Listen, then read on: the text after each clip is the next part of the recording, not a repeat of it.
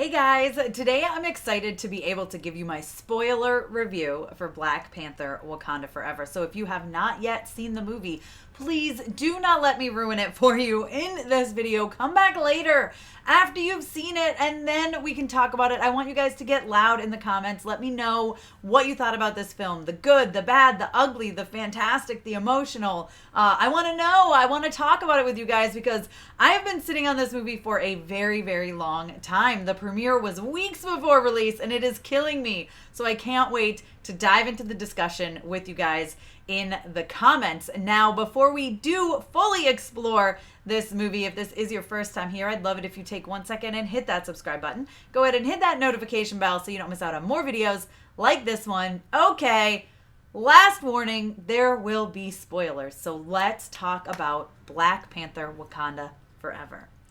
My favorite thing about this movie, I thought the whole thing was absolutely beautiful. It's emotional. It's a journey. I had a headache from crying. Like, there was a lot going on here. But I really love how much it honored Chadwick. Not even just Chadwick. Like, it honored Chadwick and it honored T'Challa. I felt like we really got that from this movie.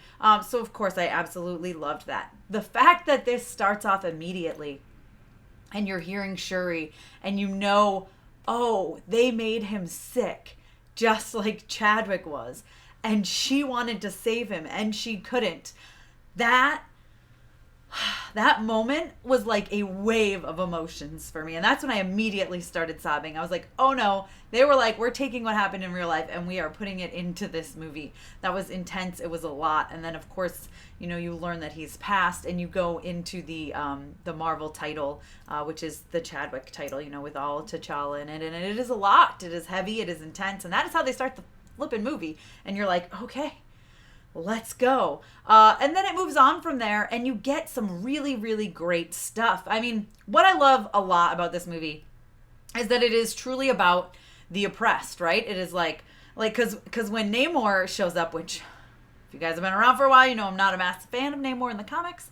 I freaking love Tennick's performance. I love Namor in this movie. Like, I literally go so far as to say I love. And I know they call him Namor, which made so much sense, right? No love, Namor. And just the way they changed him, they made it work for the story, I felt like. I liked having the two kind of suppressed nations. You know, he comes to Wakanda and he's like, yo, let's work together against these people that have been horrible to us. I mean, absolutely horrible. And that makes sense. And Shuri, like, you know, she's a little bit tempted at times. She doesn't, I mean, she wants to work something out with him. You know, the fact that she's like, hey, take me there, right? Take me to Talokan.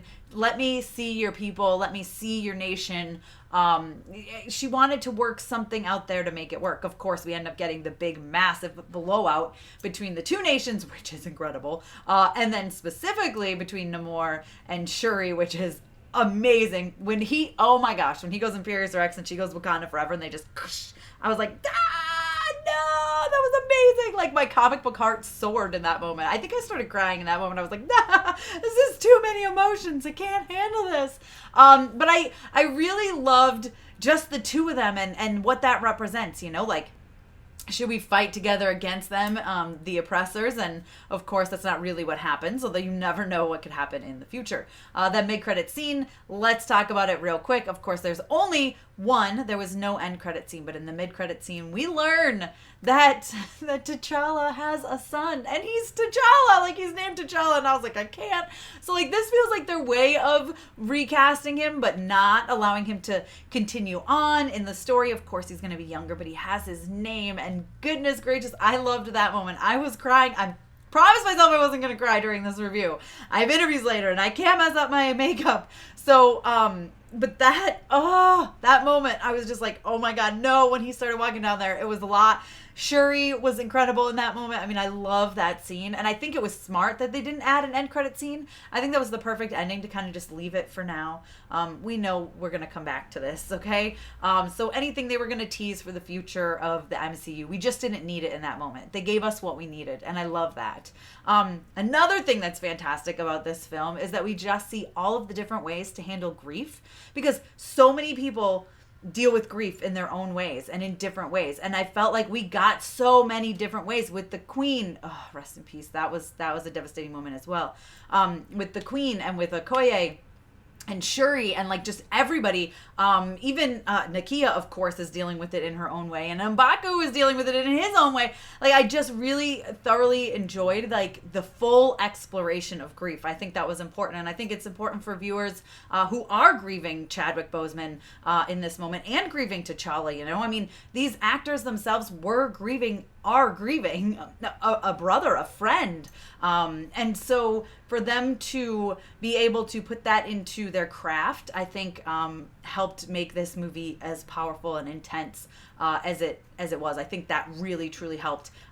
It's unfortunate circumstances, of course, but I feel like a lot of them reached into their own personal feelings and delivered them on screen. Let's talk about the introduction of Riri Williams. Ironheart, amazing. Her suit, you guys, her suit was fire. I was so excited to see her suit up and just look amazing. She was great. She provided a lot of the comedic relief.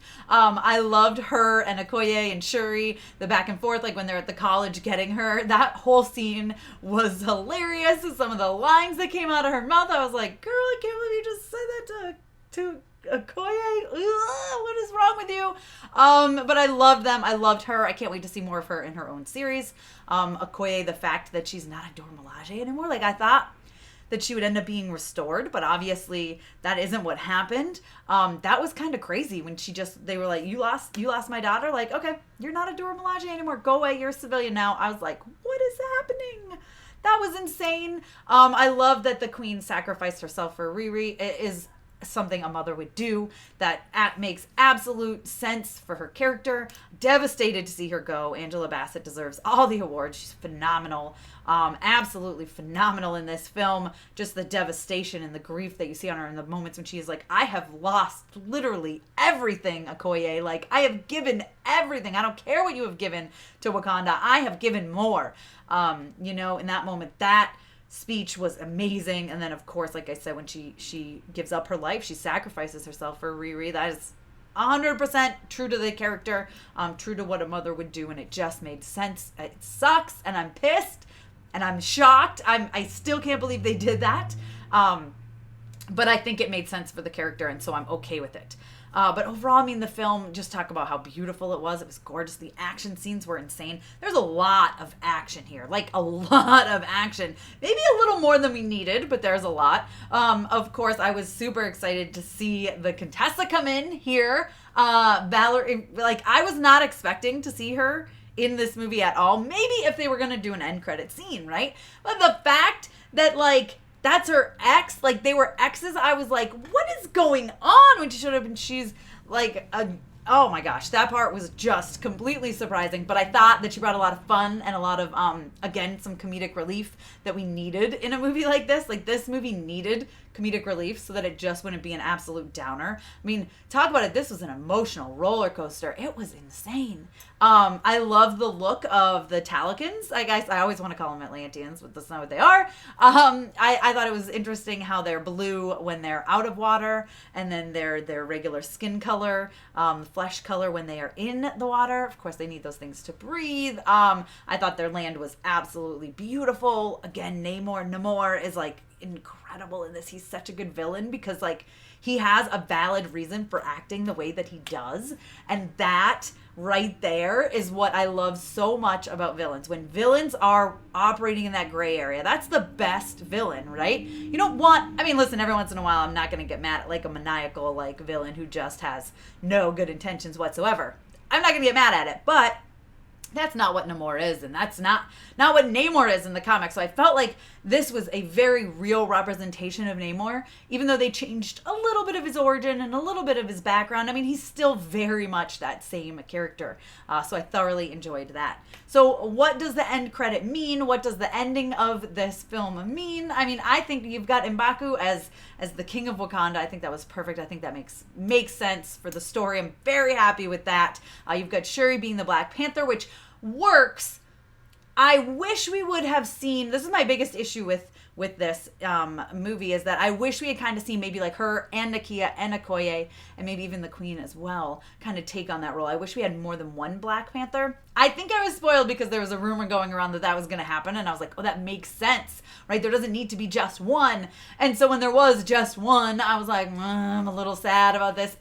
Listen, this is what they did in the comics. It makes perfect sense for Shuri to be the Black Panther. I just was kind of like, I guess my hopes were high after hearing that rumor. So it's a little bit disappointed there, but it's okay. Overall, it's fine. I will survive. So what does this mean though? Like, is T'Challa going to end up becoming T'Challa? Will he become a Black Panther? Will he become part of the Young Avengers that they are setting up? Like, can you imagine if they do that? Obviously, that changes some things around, but like, I am here for it. I am 100% fine with little T'Challa joining the Young Avengers. I would not put up a fight about that.